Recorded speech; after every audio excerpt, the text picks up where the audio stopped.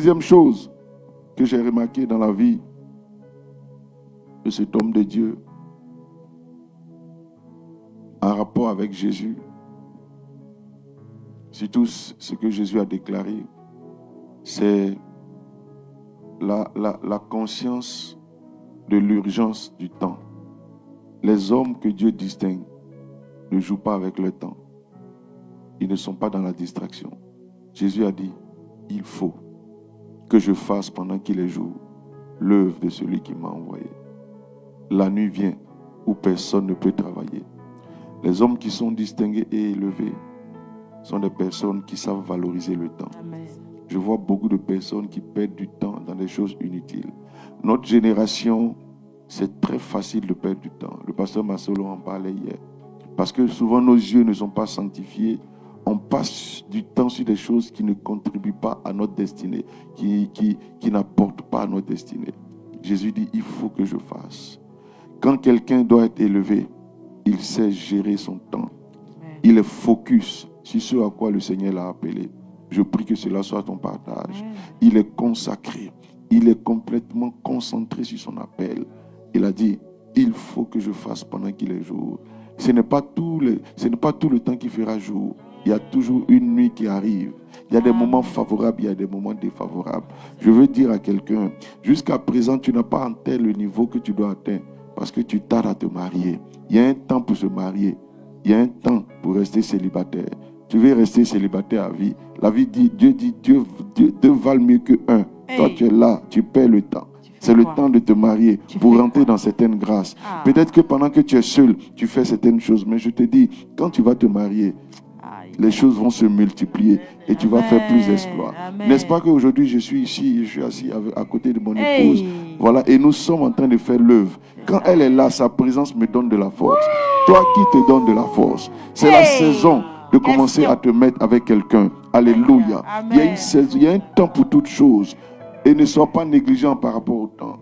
Souvent, quand le temps de ta bénédiction passe, c'est difficile de rattraper les choses. Jésus dit, il faut que je fasse.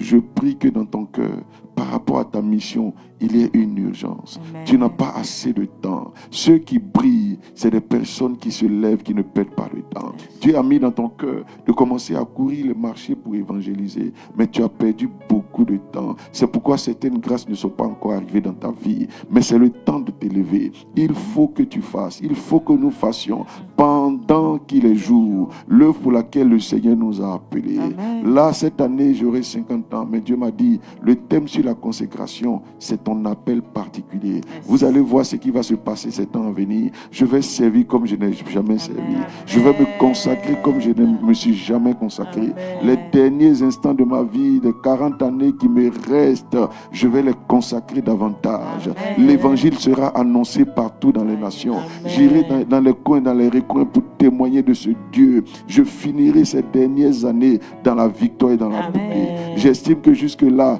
j'ai fait, mais j'ai été peut-être lent. Mais la saison qui va venir, oh, vous n'allez pas me reconnaître. Alléluia. Si vous êtes mes filles spirituelles, c'est dans cette dimension que vous devez partir. Foncez dans ce à quoi le Seigneur vous a appelé. Alléluia. Les gens vont vous distraire par beaucoup de choses. Ne laissez plus les réseaux sociaux vous distraire. Ne parlez plus dans tout, vous parlez dans tout. Vous regardez tout. Ça, c'est la distraction. Vous n'avez même pas de vie de prière. Vous n'avez même pas de vie où vous vous mettez à part pour passer du temps avec Dieu. Les hommes qui sont pressés, ils savent passer du temps avec Dieu. Alléluia. Pour recevoir les éléments qu'il faut pour être des hommes et des femmes d'impact. Je déclare que cette grâce est ton partage. Ne perdons plus le temps. Nous n'avons pas suffisamment de temps. Je vous ai raconté l'histoire de ce monsieur qui était dans notre quartier. Il s'appelait Confiance, qui gérait une boutique, voilà, un kiosque. J'avais reçu dans mon cœur depuis un bon moment de lui parler du Seigneur. Et j'ai tardé avec. J'ai négligé cela. Et puis quelques semaines après, je ne sais pas si c'est un moment qui m'a appris ou bien quelqu'un, on m'a dit que Confiance est décédé. J'ai compris que Dieu a mis cela dans mon cœur parce qu'il y avait une urgence par rapport au salut de Confiance. Quand Dieu met des choses dans ton cœur, il ne faut pas traîner avec.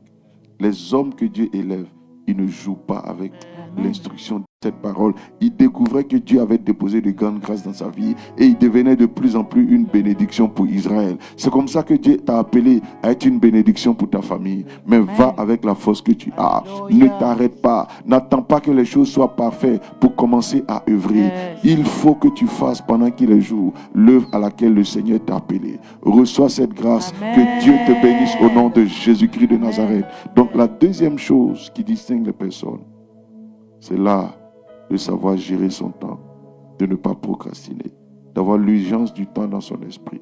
Que Dieu te donne d'avoir ces valeurs en toi